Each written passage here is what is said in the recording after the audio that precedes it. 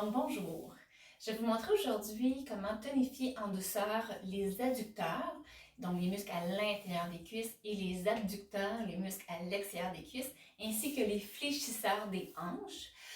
Vous pouvez utiliser un poids, une chevillère si vous voulez, mais ça peut se faire aussi sans poids, surtout si vous récupérez d'une chirurgie, que vous avez eu mal au dos, si vous avez mal à la hanche par exemple. Donc vous y allez sans poids, ça va être suffisant. Il faut prendre en considération que le poids de la jambe est déjà très lourd et vu que la jambe, on va la travailler allongée, le bras de levier va faire en sorte que le poids va être lourd à supporter. On va commencer sur le dos. Vous avez besoin d'avoir un support sur la tête. Vous pouvez vous permettre de mettre un petit oreiller, un petit rouleau, de serviette roulée. Donc, j'aurai les deux jambes allongées, les pieds parallèles à la largeur des hanches. C'est sûr que mon dos va être légèrement cambré, okay, le fait d'avoir les jambes allongées. Mais je veux minimiser cette cambrure-là en tirant pubis vers le nombril. Donc, je vais vouloir bien stabiliser mon bassin en rentrant le bas du ventre, donc les petits obliques. Pour savoir comment repérer nos obliques, on prend notre index et notre majeur. On touche ici à l'avant les crâtes-iliaques. On glisse nos doigts un peu à l'intérieur et un peu vers le bas. Ici, je tousse. Je vais ressentir que ça rebondit. Donc, je vais expirer, rentrer cette partie-là du ventre, comme si je voulais monter une fermeture éclair d'un jean trop serré. Une fois que mon ventre a commencé à rentrer, je peux soulever un peu la jambe du sol, pas plus haut que le talon arrive vis-à-vis le gros orteil. Je vais garder les pieds parallèles à la largeur des hanches. Je ne veux pas ramener le pied vers l'autre côté.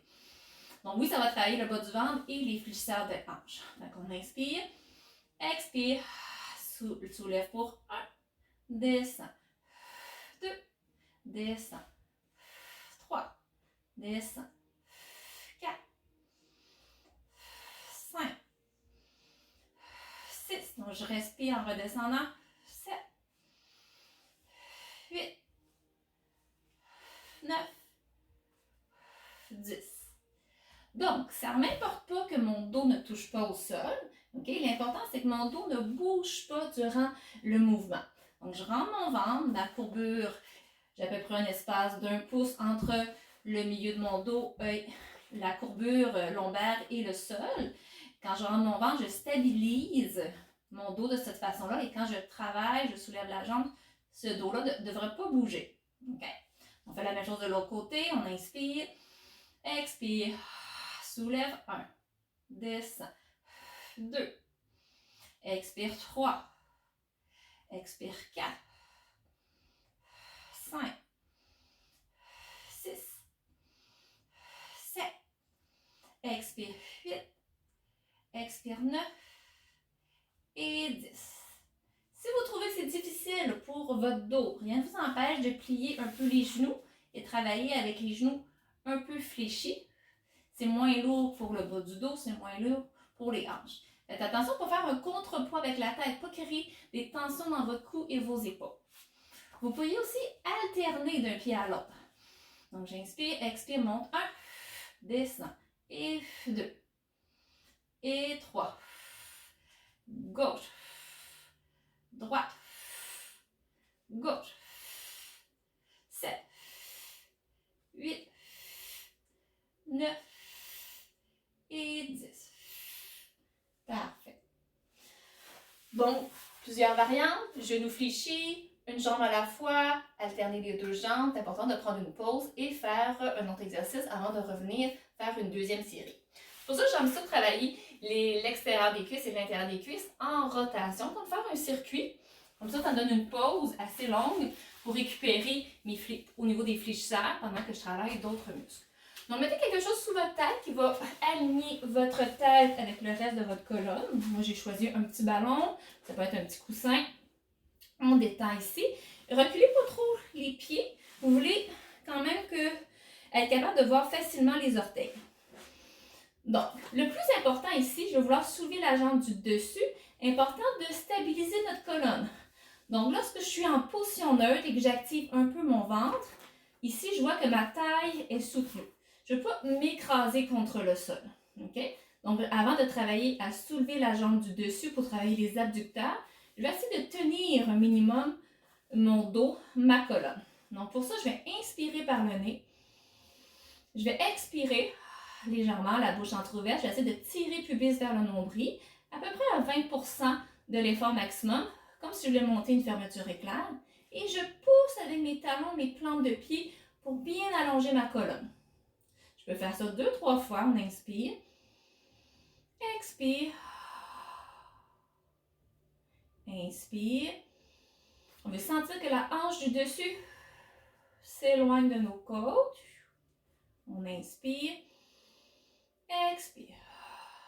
Une fois que vous avez senti, vous êtes capable d'allonger la taille et de la garder longue. À l'expiration, vous allez rentrer légèrement le nombril et soulever la jambe du dessus. Pas plus haut que la hauteur de la hanche. Et on ne veut pas diriger les orteils en premier, on veut diriger le talon en premier pour que la jambe reste bien parallèle à l'autre. Donc on inspire, expire, soulève, 1, descend, 2, inspire, 3, 4,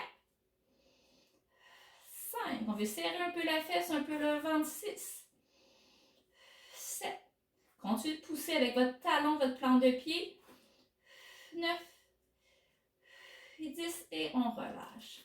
Vous allez sentir beaucoup l'effort sur le côté. Donc, c'est pas important d'aller vite ou d'aller haut. Le plus important, c'est de ne pas compenser en soulevant la jambe et écrasant notre taille. Vous avez vu, le pli dans mon gilet montre que j'ai raccourci ma taille.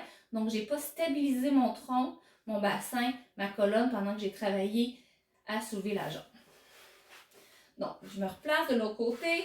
Je m'assure d'être capable de voir mes orteils. Ça fait décambrer un peu le dos.